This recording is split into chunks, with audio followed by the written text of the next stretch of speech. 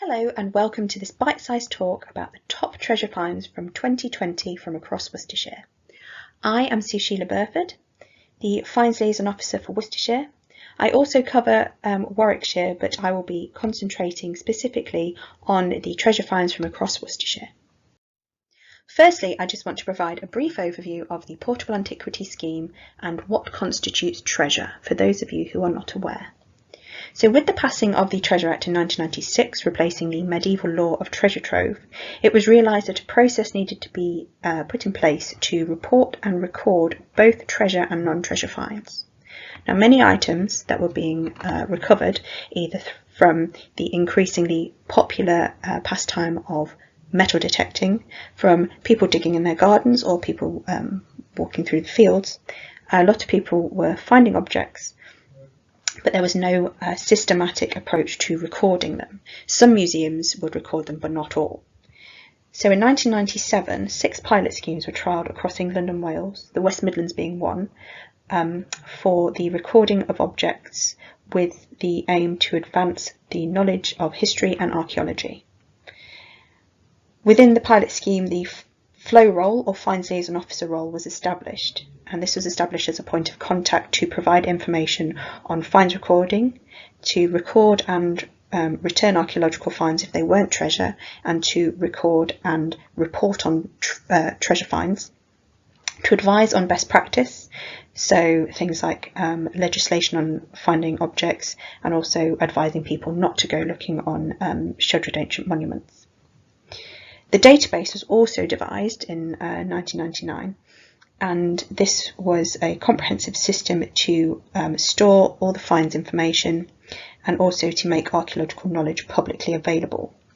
So come 2003, the scheme has been running in its current form with funding from HLF, DCMS and also local partners.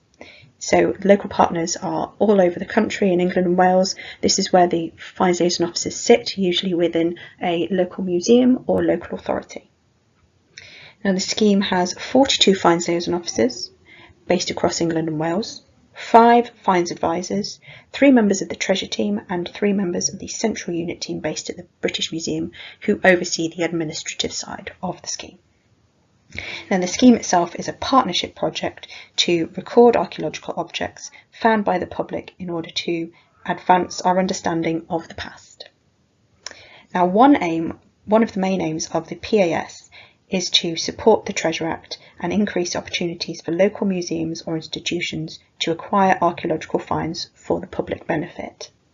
Now I've included a link here to the a brief overview of the Treasure Act. But in brief, if an object or objects constitute treasure, they have to be minimum 10% precious metal, which is gold or silver. They have to be more than 300 years old. They have to be, when it comes to coins, 2 or more precious metal coins together, or 10 or more if they are base metal coins.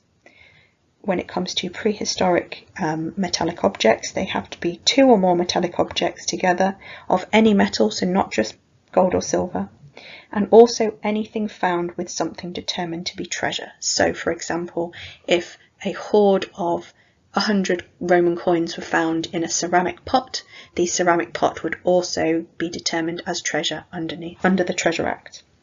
Now this act differs from treasure trove, where under the laws of treasure trove, objects have to be less than 300 years old, substantially gold or silver, deliberately hidden with the intention of recovery, and the owners or heirs are unknown. Now here are some statistics for the past year, for 2020.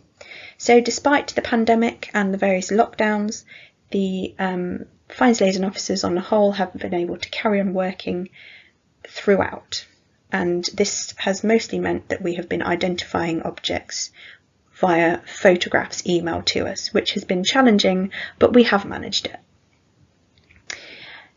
Now, whilst the number of finds reported and recorded has drastically decrease across the country for 2020, which is not surprising, we still did manage to surpass the 1.5 millionth find recorded on the database. and this was actually a West Midlands find. It was, as you can see pictured here, a lead papal bulla or seal from Shropshire dating to the 13th century. Now for 2020 itself, generally just under 50,000 finds were recorded nationally in 32,000 records. For Worcestershire, it was 380 objects in 331 records. Now in terms of treasure, there were just under 12,000 objects recorded in 921 records. And for Worcestershire, this was 31 objects in 14 records. So for 2020, Worcestershire had 14 treasure cases, which isn't too bad. Here is a graphic breakdown of the treasure items recovered for 2020 across Worcestershire. In the graph on the left, it is the objects by period, and in the graph on the right, it is the objects by find type. As you can see in the graph on the left, most of the treasure items dated to the post-medieval period, which is roughly the 16th to the 18th centuries. In the graph on the right, as you can see, most of the objects recovered were finger rings, and a lot of these were posy rings, which tended to be a plain band with an inscription on the inside, though the band could also be inscribed on the outside or decorated as well. Now most of the treasure cases are ongoing, so either the reports haven't been written yet or the information is sensitive, so I'm not able to discuss them in detail here.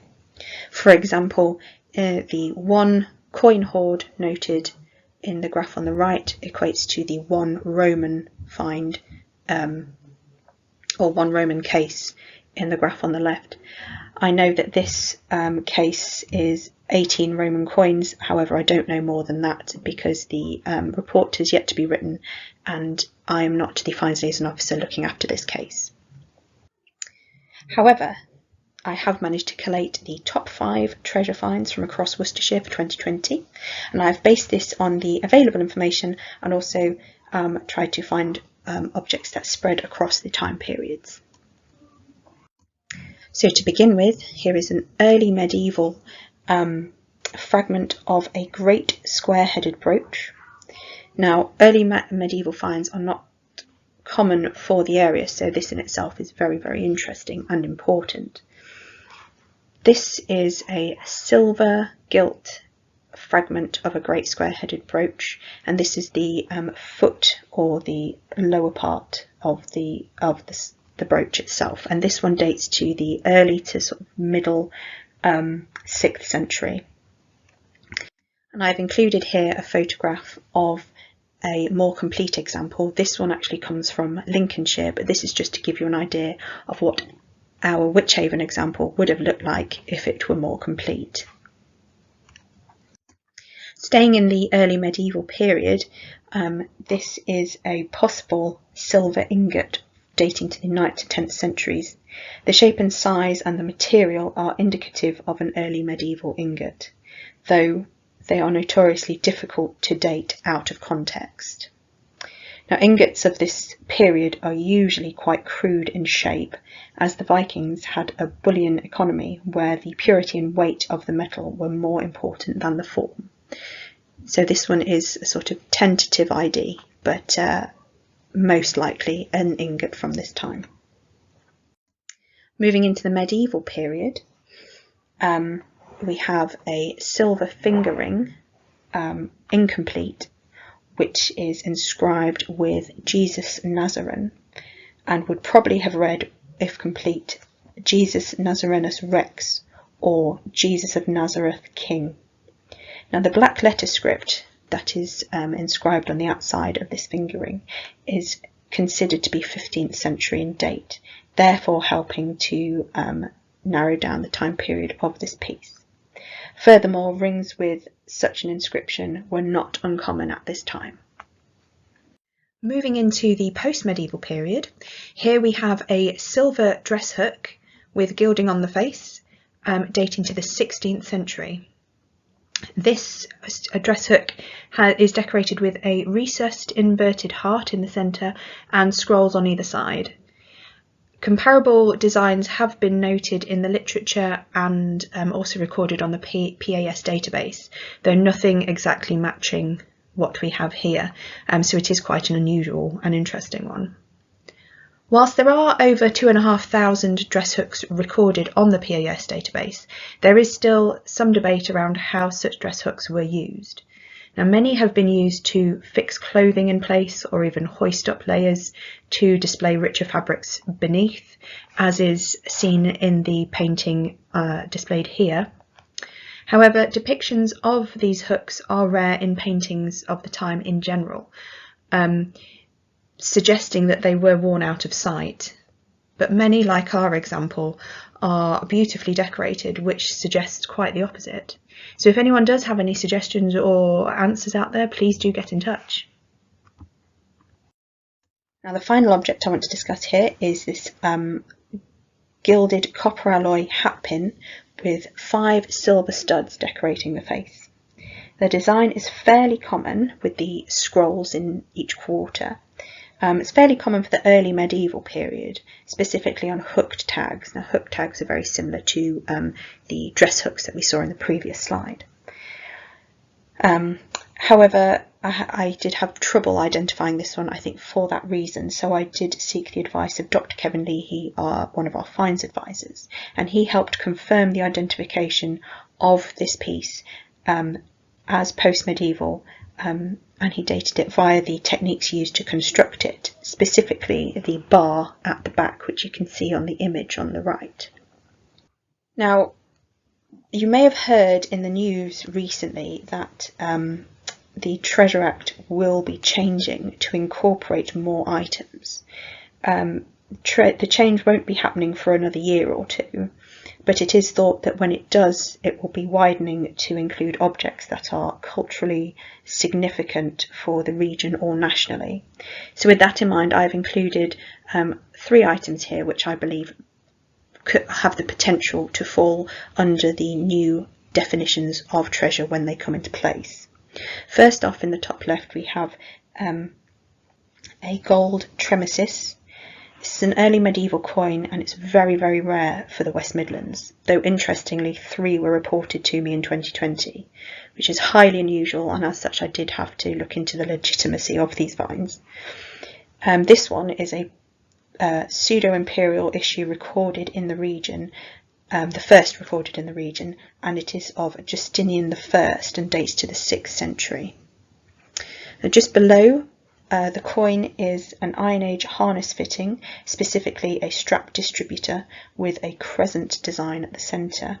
Now, none have been recorded on the PAS database as yet with this design, so that makes this one quite unique for the object itself and especially for our region. And finally, the object on the right is a medieval counter seal of Robert Kilwardby, the Archbishop of Canterbury, between 1273 and 1279. Now, the scene in the upper half of the seal depicts the martyrdom of Thomas Becket, and below this is the kneeling figure of Robert Kilwardby looking up with hands in prayer.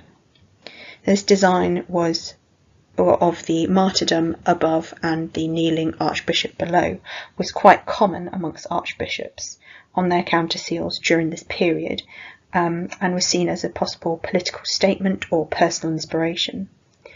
Now, this one is so well preserved, and it is the only example of Robert Kilwardby's counter seal recorded on the PAS database. So that makes it quite an interesting and important find for our area as well. If you would like to know more about some of the finds discussed here, or read more about the Treasure Act, or just understand more about the scheme itself, please do visit our website. Thank you very much for tuning in, and I hope you have enjoyed this bite-sized talk for Museums Worcestershire.